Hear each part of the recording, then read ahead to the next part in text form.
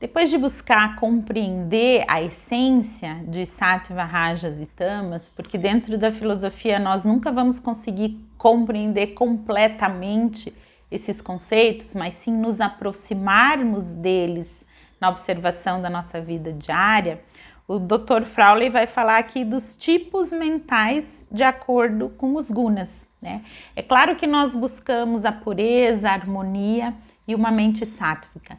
Importante compreender que esse ser cuja mente é sátvica, ele vai agir no mundo, mas ele vai agir desapegadamente, ele vai agir de forma mais consciente de si mesmo, né, e de tudo ao seu redor.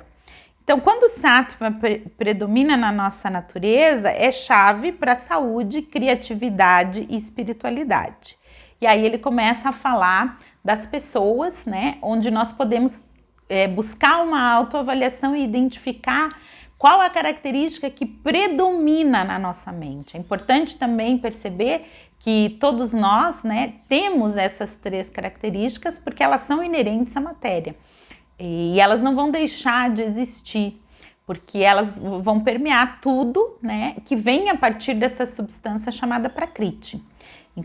E elas se expressam mais na nossa mente, mas tem uma delas que predomina na nossa vida e nas nossas ações. E aí é a caminhada, né? E aí é a jornada de cura e autodesenvolvimento em que nós vamos buscar ampliar a sattva, no sentido de que nós vamos buscar mais clareza e harmonia nas nossas atitudes no dia a dia. Vou seguir com o Dr. Frawley então. As pessoas sáttvicas têm uma natureza harmoniosa e adaptável, que confere maior imunidade em relação às doenças, tanto físicas quanto mentais. Percebam aqui nessa frase que para o Ayurveda as nossas emoções e pensamentos estão diretamente ligadas às nossas doenças físicas e mentais. E aí ele segue. Essas pessoas adquirem cada vez mais equilíbrio e paz de espírito, o que corta as raízes psicológicas das doenças. Elas são ponderadas com os outros e cuidam de si mesmas.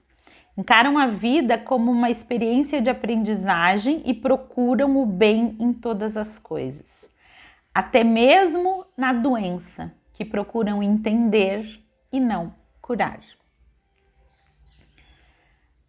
As pessoas de rajas têm boa energia, porém se enfraquecem por causa da atividade excessiva. A mente dessas pessoas, não raro, é agitada e quase nunca está em paz. Essas pessoas têm opiniões fortes e tendem a passar por cima dos outros, por vezes lançando mão de quaisquer meios.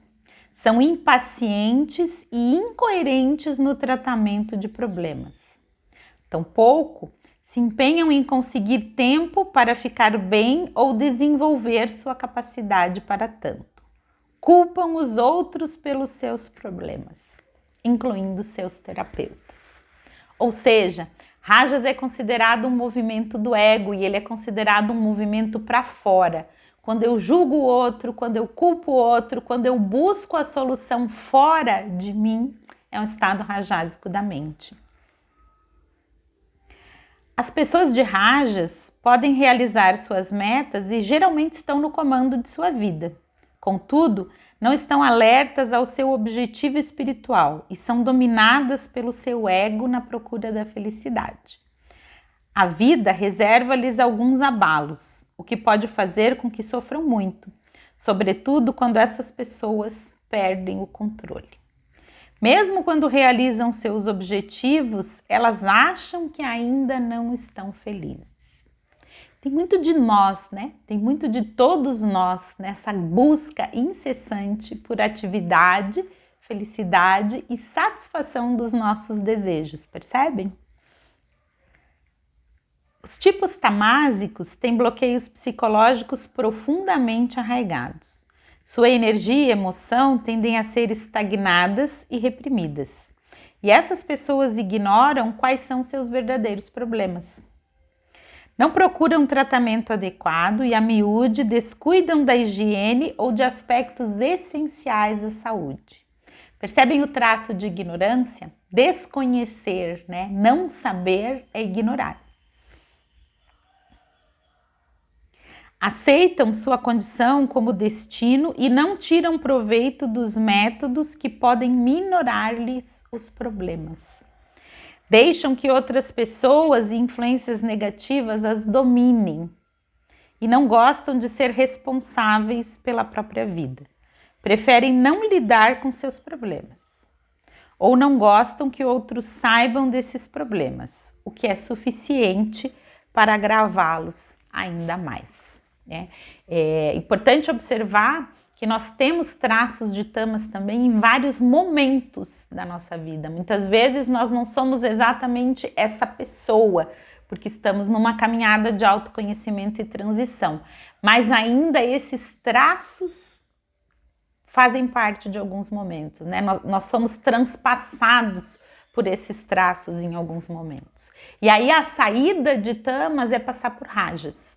Então, quando a gente passa por esse estado, a gente precisa buscar, né, o autoconhecimento, a gente precisa se olhar para poder sair dali. As pessoas de raja são muito mais buscadoras, mas elas ainda têm um grau de julgamento. E ele é bem perceptível, e acredito que todos nós aqui, inclusive eu, já passamos por esse momento, quando a gente começa a ter um pouco mais de autopercepção, nós começamos a julgar o outro e muitas vezes nós não queremos nos relacionar com determinadas pessoas ou com determinados grupos, porque nós entendemos que eles não estão no mesmo estágio que nós. Isso é rajas.